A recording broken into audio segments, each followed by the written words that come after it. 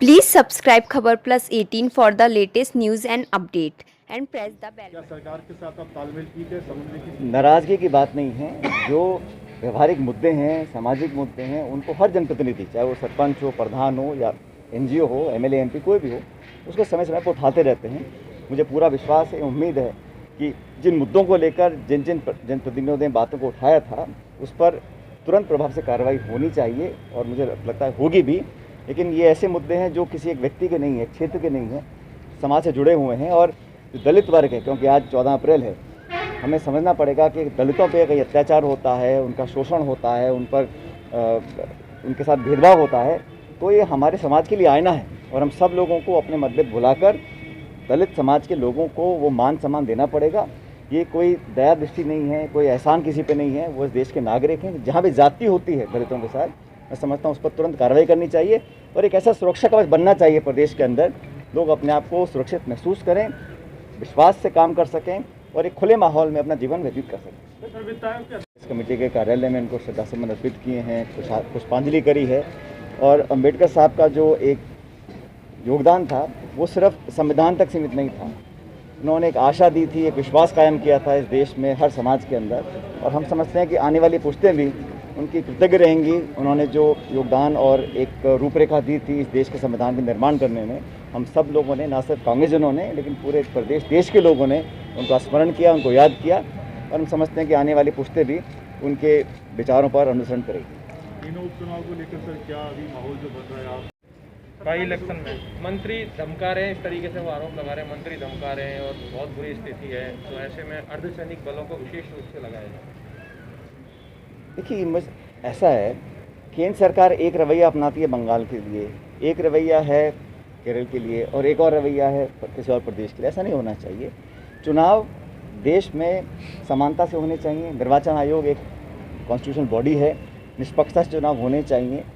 लेकिन कहीं ना कहीं विश्वास लोगों का बन नहीं पा रहा है। कुछ ऐसे कदम आते हैं, कुछ ऐसे निर्णय लिए जाते हैं। उदाहरण के तौर पर राजस्थान में 4 जगह सीट खाली थी, 3 पे चुनाव हो रहे हैं। इसका कोई जवाब नहीं दे पा रहा है कि ऐसा क्यों किया गया। तो इन बातों से कहीं ना कहीं जनता के जहन में एक सवाल उठता है।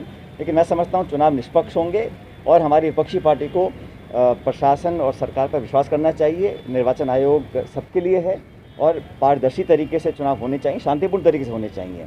और मुझे नहीं लगता है कि यहाँ पर किसी को कोई ज़्यादा चिंता की ज़रूरत होनी चाहिए कि यहाँ पर सरकार अपना काम कर रही है और हमारी पार्टी के जो पदाधिकारी अपना काम कर रहे हैं, और मुझे नहीं लगता यहाँ पर दिक्कत आएगी। तीनों ही जगह पर आपकी काफ़ी डिमांड है, लेकिन आप अभी तक चुनाव प्रचार में बहुत ज़्यादा समय नहीं दे पाए। मुझे पार्टी ने असम कहा, मैं असम होकर आया, केरल कहा, मैं केरल 2 दिन लगा के आया, बंगाल जाने का प्रोग्राम आ रहा है।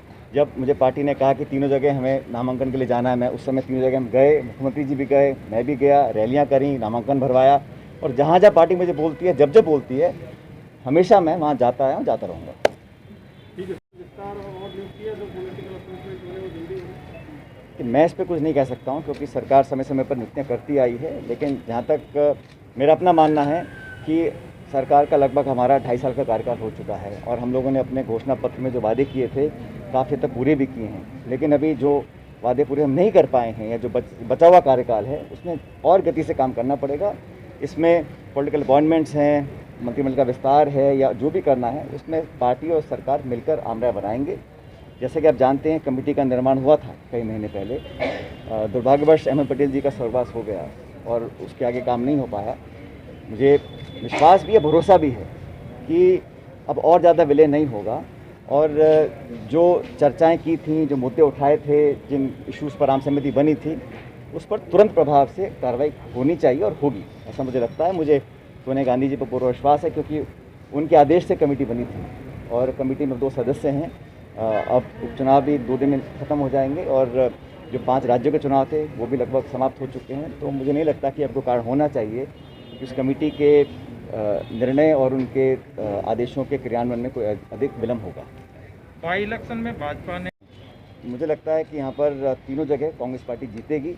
जो चुनाव प्रचार है, सरकार का जो काम है वो जनता तक हम लेकर गए हैं। जिनकी ड्यूटी लगाई थी मंत्रियों की, पार्टी के पदाधिकारियों की, सब ने मिलकर उसमें अच्छा काम किया।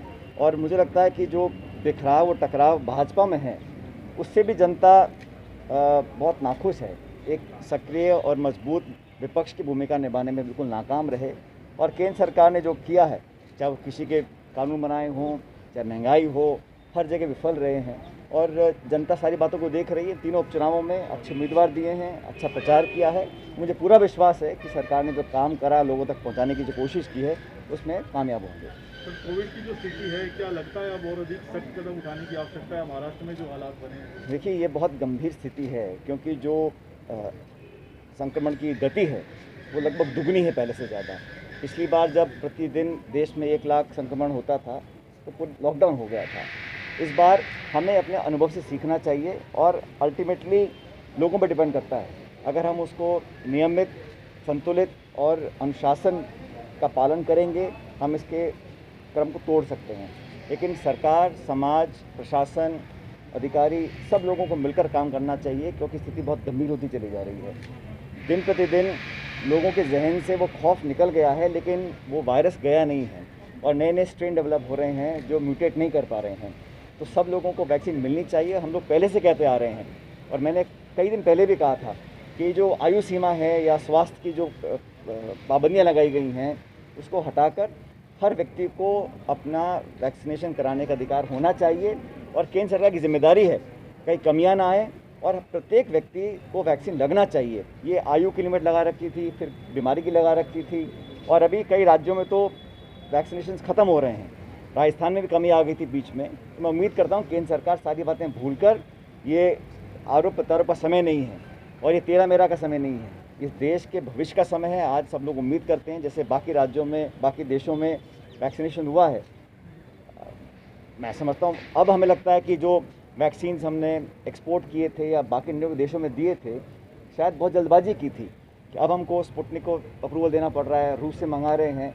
तो व्यवस्था और प्रबंधन में कहीं ना कहीं उसको और बारीकी से देखने की ज़रूरत थी। बहरहाल मैं चाहता हूँ कि सब लोगों को वैक्सीन लगे, सब लोग नियमित रूप से अनुशासन का पालन करें और जो गाइडलाइंस सरकारें दे रही हैं, चाहे जिला प्रशासन हो, राज्य सरकार हो, केंद्र सरकार हो, उसका पूरी तरह पालन करना पड़ेगा क्योंकि स्थिति अगर बहुत ज़्यादा हाथ से बाहर निकल गई और अब गाँव में फैल रहा है, नौजवान लोगों को संक्रमण हो रहा है, तो बहुत चिंता का विषय है। Please subscribe Khabar Plus 18 for the latest news and update.